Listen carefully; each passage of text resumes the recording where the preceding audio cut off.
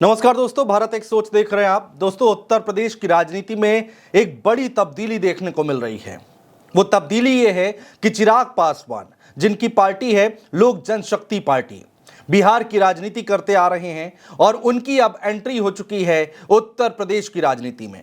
अब लोग सवाल उठा रहे हैं कि चिराग पासवान के उत्तर प्रदेश में आने से किसको नफा होगा, किसको नुकसान होगा, अखिलेश यादव के पीडीए को कितना डेंट पड़ेगा। इसके साथ ही साथ जो भी दल उत्तर प्रदेश के जो छोटे छोटे दल हैं, जो दलित और पिछड़ों की राजनीति करते हैं, उनकी राजनीति पर कितना असर आएगा।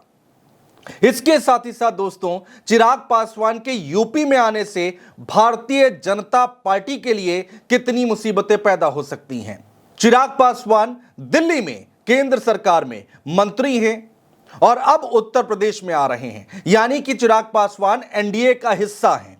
भारतीय जनता पार्टी के लिए कैसे मुसीबत बन सकते हैं, यह भी हम समझने की कोशिश करेंगे।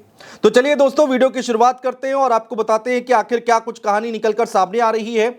दरअसल दोस्तों, चिराग पासवान ने उत्तर प्रदेश के कौशाम्बी में एक बड़ी जनसभा को संबोधित किया, एक बड़ी रैली को संबोधित किया और कहा यह जा रहा है कि चिराग पासवान के ये आगाज है उत्तर प्रदेश की राजनीति में। उसके बाद तमाम जगह हैं जहां पर प्रोग्राम रखे गए हैं, कार्यक्रम रखे गए हैं। चिराग पासवान धीरे धीरे इन कार्यक्रमों में आगे बढ़ेंगे। और सबसे बड़ी बात दोस्तों कि यहां पर अब प्रभारी भी नियुक्त कर दिया है चिराग पासवान ने। अपनी पार्टी से प्रभारी की नियुक्ति कर दी गई है चिराग पासवान की तरफ से। और अब कहा यह जा रहा है कि चिराग पासवान की नजर बिहार के बाद उत्तर प्रदेश की राजनीति में भी टिक गई है। चिराग पासवान पार्टी को बिहार को छोड़कर अन्य राज्यों में भी उसका विस्तार करना चाहते हैं और चूंकि उत्तर प्रदेश और बिहार लगा हुआ राज्य है, तो चिराग पासवान बिहार के बाद उत्तर प्रदेश में अपनी पार्टी का विस्तार करने जा रहे हैं। पहले नंबर पर उत्तर प्रदेश रखा है। दरअसल दोस्तों, उत्तर प्रदेश में भारतीय जनता पार्टी बिखरी बिखरी दिखाई दे रही है, अलग थलग दिखाई दे रही है और ये परसेप्शन बनना शुरू हो गया है 2024 के लोकसभा चुनाव के बाद से।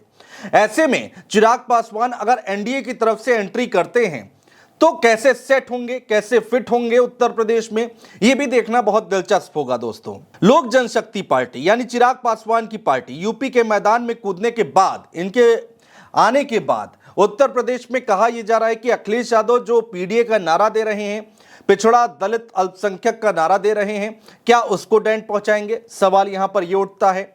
अखिलेश यादव के इस मुहिम को कैसे वो डेंट पहुंचाएंगे, ये भी देखना बहुत दिलचस्प होगा, क्योंकि बड़ी चुनौती बनकर उभरे हैं अखिलेश यादव हर एक पार्टी के सामने। चिराग पासवान जो कि पिछड़े और दलितों की राजनीति करते आए हैं, देश ने देखा है, हमने देखा है, तो उत्तर प्रदेश में भी उसी सहारे आगे बढ़ेंगे। इसी के साथ साथ आकाश आनंद की बात करें, मायावती की बात करें, बीएसपी की बात करें, तो उनको भी नुकसान पहुंचाते दिखाई देंगे क्या।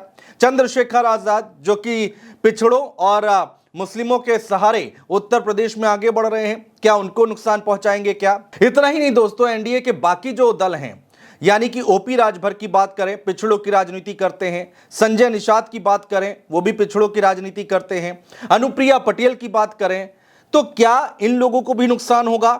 अब ये सवाल उठने शुरू हो गए हैं। लोक जनशक्ति पार्टी के यूपी की सियासत में कदम रखने से पिछड़ों और दलितों की राजनीति करने वाले सभी दलों को नुकसान हो सकता है।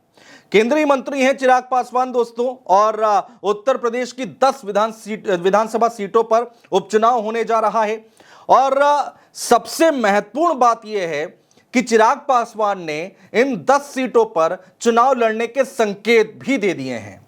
अब दोस्तों, बात यहां पर यह है कि जो विपक्षी दल हैं उनको कितना नुकसान पहुंचाएंगे, नहीं पहुंचाएंगे, ये तो बात की बात है। लेकिन अगर वो 10 सीटों पर चुनाव लड़ते हैं और एनडीए के जरिए चुनाव लड़ते हैं, तो भारतीय जनता पार्टी उनको सेट कैसे करेगी। अगर सीटों की मांग यहां पर रख देते हैं चिराग पासवान, तो बीजेपी कैसे उनको सीटें देंगी, कैसे बांटेगी, यह भी बड़ा सवाल उठता है।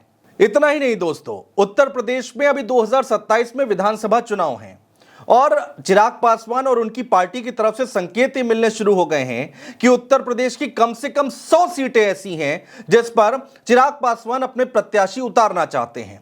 अब देखिए संकट कहां खड़ा है। पहले 10 सीटों पर संकट खड़ा है, बीजेपी उनको सेट कैसे करेगी। और अगर 100 सीटें वो मांग रहे हैं या 100 सीटों पर चुनाव लड़ना चाहते हैं तो एनडीए के साथ रहकर क्या यह संभव हो पाएगा 27 के चुनाव में। और अगर संभव नहीं हो पाएगा तो क्या चिराग पासवान अपनी अलग राह पकड़ेंगे, और अलग राह पकड़ते हैं तो वो भारतीय जनता पार्टी के लिए भी बड़ी चुनौती होंगे। इसमें कोई दो राय नहीं है दोस्तों कि पिछड़े और दलितों का वोट वो जरूर काटेंगे तमाम विपक्षी दलों से, वो वक्त बताएगा। लेकिन सबसे ज्यादा सिरदर्द अगर किसी के लिए बनता दिखाई दे रहा है तो वो है भारतीय जनता पार्टी के लिए दोस्तों। तो ये एक बड़ी खबर निकलकर दोस्तों सामने आई है कि चिराग पासवान अब उत्तर प्रदेश की राजनीति में कदम आगे बढ़ा रहे हैं, और ऐसे में अखिलेश यादव किस रणनीति के साथ आगे बढ़ेंगे देखना दिलचस्प होगा। एक तरफ मायावती 10 सीटों पर उपचुनाव लड़ने का ऐलान कर चुकी हैं, चंद्रशेखर आजाद को हम देख रहे हैं लगातार अपने प्रत्याशियों की घोषणा कर रहे हैं और लगातार आगे बढ़ रहे हैं। कहा यह जा रहा है कि असदुद्दीन ओवैसी भी उनके साथ आ गए हैं, पल्लवी पटेल से भी बातचीत चल रही है। तो एक नया मोर्चा उधर खड़ा है, यानी कि चंद्रशेखर आजाद, असदुद्दीन ओवैसी और पल्लवी पटेल का। दूसरी तरफ मायावती खड़ी हैं, जिनका दलित वोट जो कि 2024 के चुनाव में बिखरता हुआ दिखाई दिया, लेकिन काफी हद तक अभी भी उनका कैडर मजबूत माना जा रहा है उत्तर प्रदेश की राजनीति में। तीसरी तरफ जो छोटे छोटे क्षेत्रीय दल हैं वो अपने आप में चुनौती बने खड़े हैं। और भारतीय जनता पार्टी जो कि कम बैक करना चाहती है 2024 के चुनाव के बाद किसी भी कीमत पर। तो अब क्या खिचड़ी पकती हुई दिखाई दे रही है उत्तर प्रदेश की राजनीति में, इसका असर क्या होगा, कौन आगे निकलेगा कौन पीछे आएगा, यह वक्त बताएगा। लेकिन इन सब के बीच में चिराग पासवान की एंट्री ने खलबली जरूर मचा दी है। बहुत शुक्रिया दोस्तों।